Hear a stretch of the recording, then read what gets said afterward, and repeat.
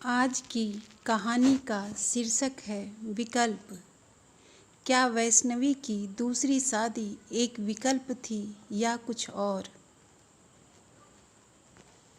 28 की उम्र में इतने खट्टे अनुभवों से गुजरना कितना त्रासद होता होगा, यह भी हर कोई नहीं समझ सकता।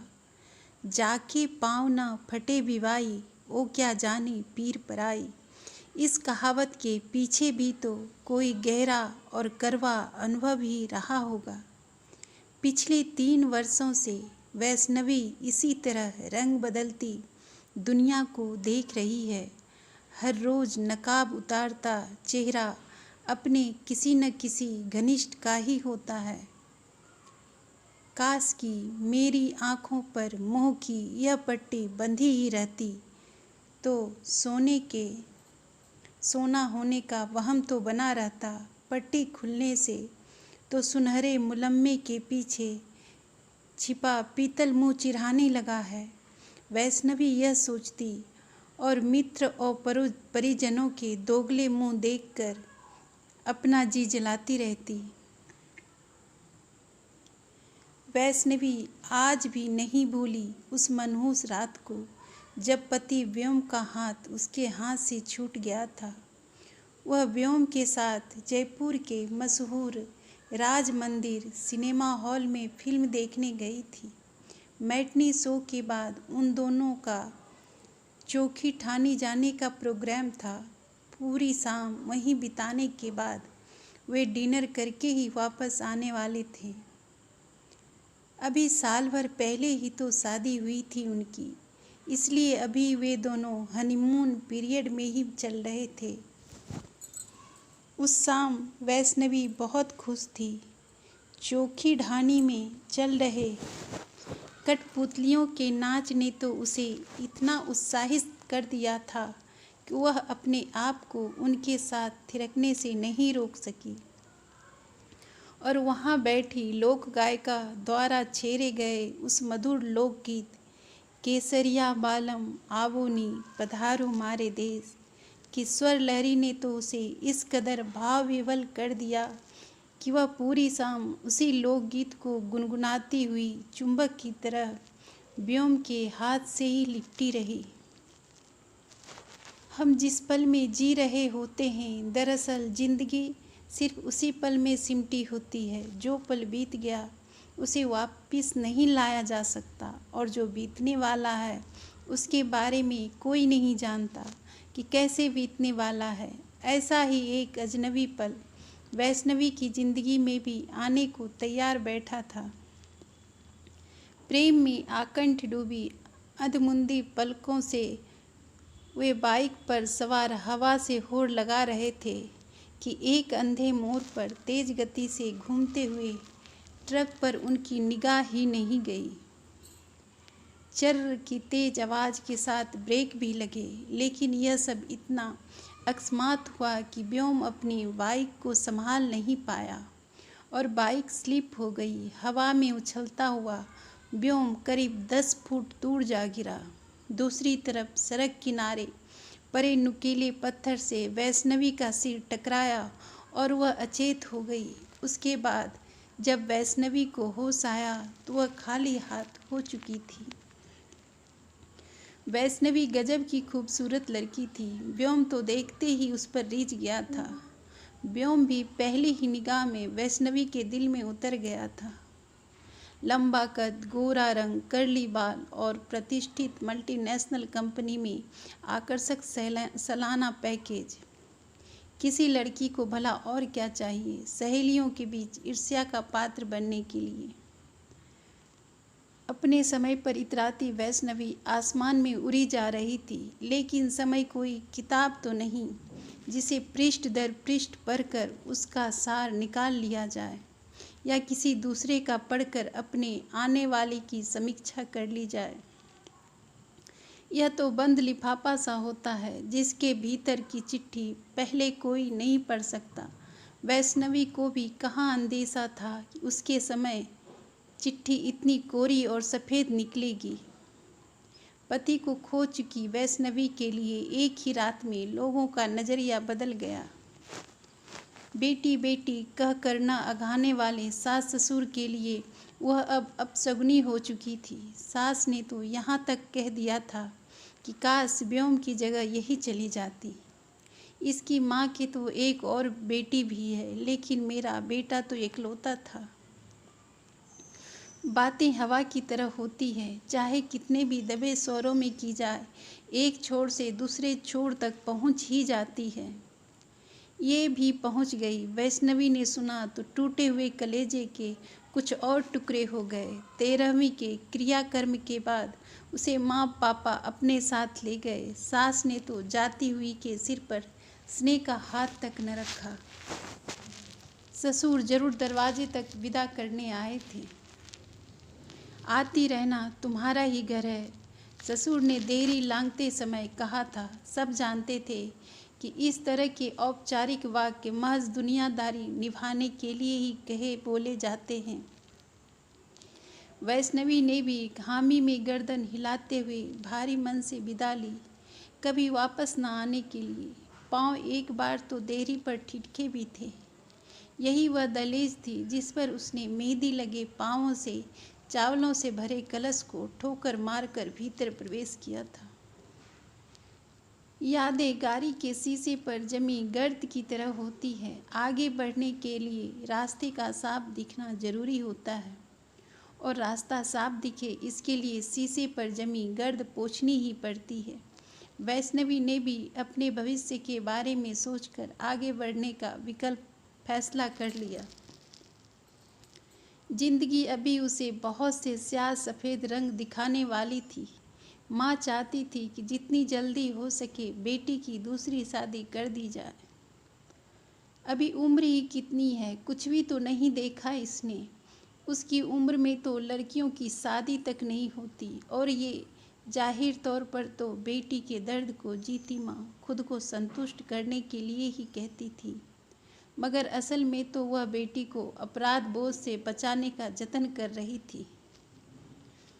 नहीं, वह व्योम की मृत्यु के लिए बेटी को अपराधी नहीं मान रही थी।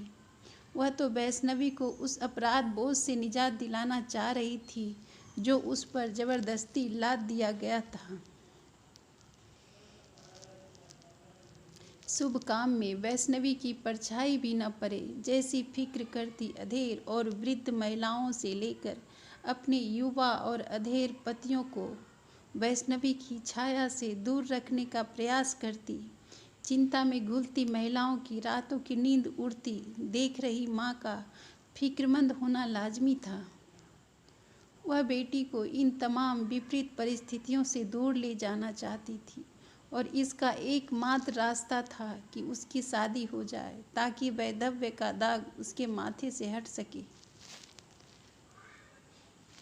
दूसरी तरफ पापा उसके लिए कुछ और ही सोच रहे थे। वे जानते थे कि जो हो गया उसे बदला नहीं जा सकता, लेकिन जो होने जा रहा है उसे अवश्य बदला जा सकता है, बशर्ते कि प्रयास सही तरीके और योजना के साथ किया जाए। व्योम तो वैष्णवी को विधवा का चोला देकर चला गया, लेकिन वैष्णवी चाहे तो उस चोले की सफेदी में रंग भर सकती है। हम दूसरे पति के रूप में उसका सहारा क्यों तलाश करें? क्यों न उस सहारे को तलाश करें जो पहला पति उसके लिए छोड़ गया है। पापा ने माँ को समझाते हुए कहा तो वह बिफर गई। आपकी गोल गोल बातें मेरी मोटी बुद्धि में नहीं आती। ऐसा कौन सा कुबेर का खजाना छोड़ गया है व्योम कि जिसके सहारे वैष्णवी की जिंदगी कट जाएगी। लंबी उम्र है, साथी बिना कैसे कटेगी। जितना जल्दी हो सके लड़का तलाश कर लो। उम्र बढ़ने के साथ साथ चॉइस भी सीमित हो जाती है, माँ ने अपनी समझ के अनुसार कहा।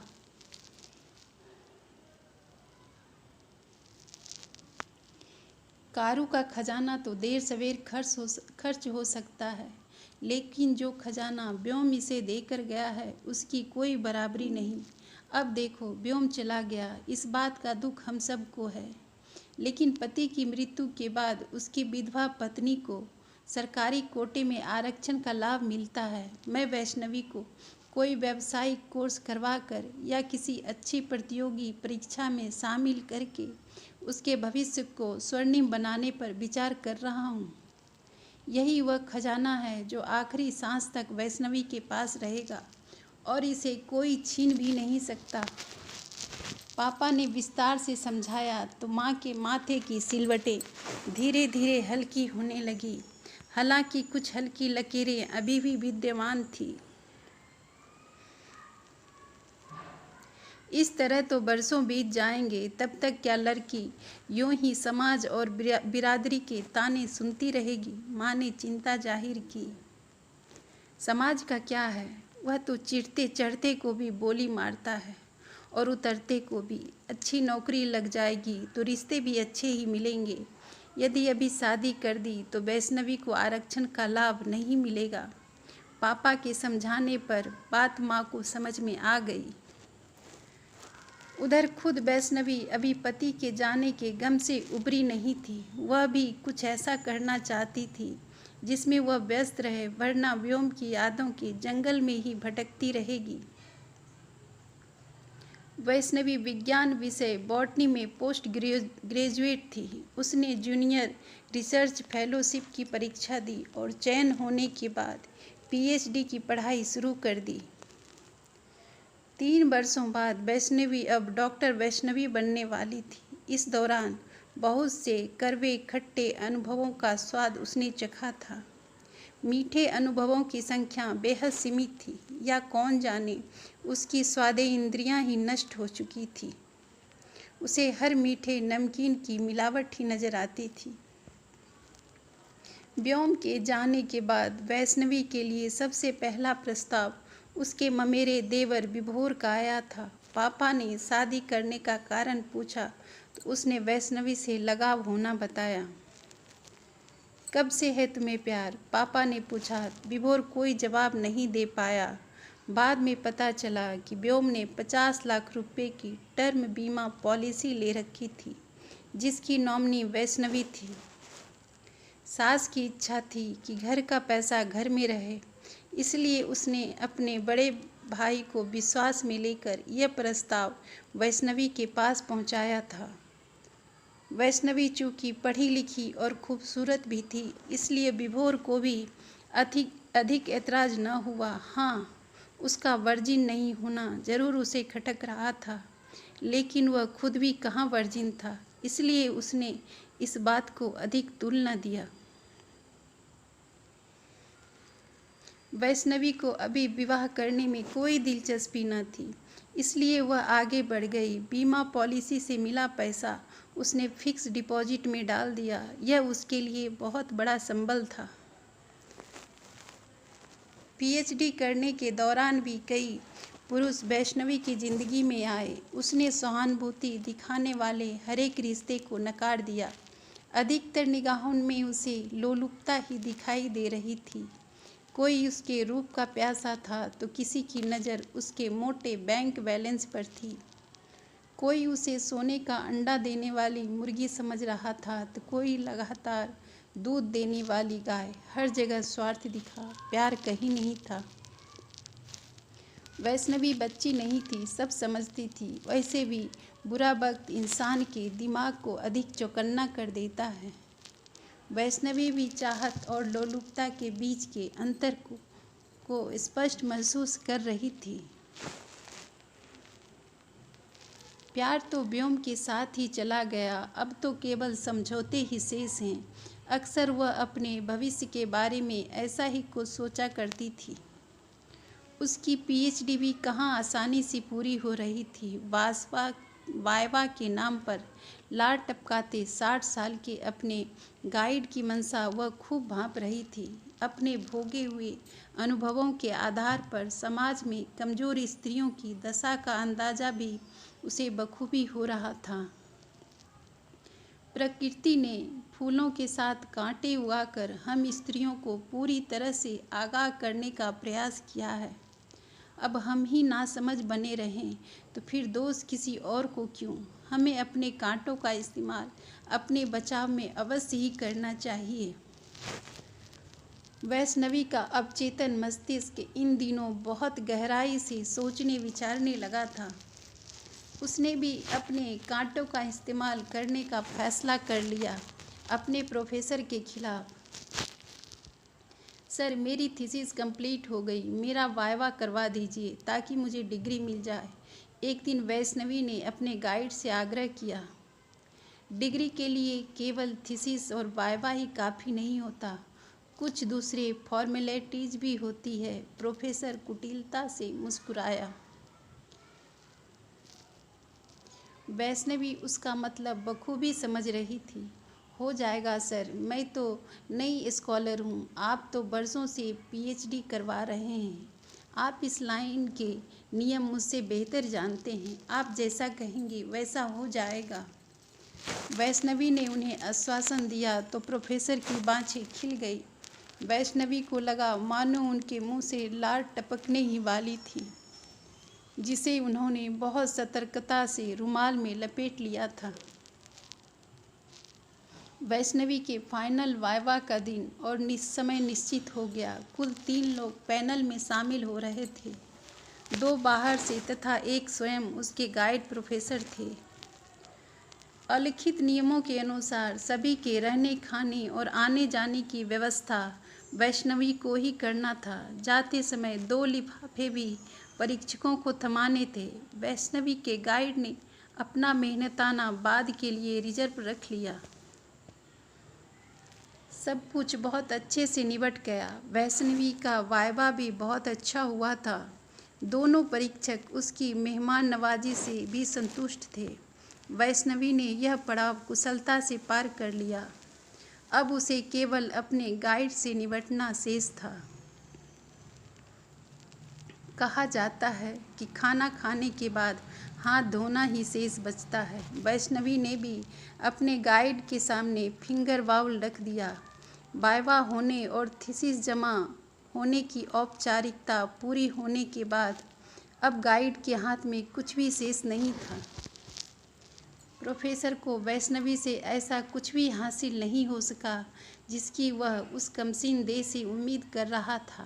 1-2 बार प्रोफेसर ने उसे बहाने से अकेले में बुलाया भी, लेकिन हर बार वैष्णवी अपनी किसी न किसी सहेली के साथ ही उससे मिली।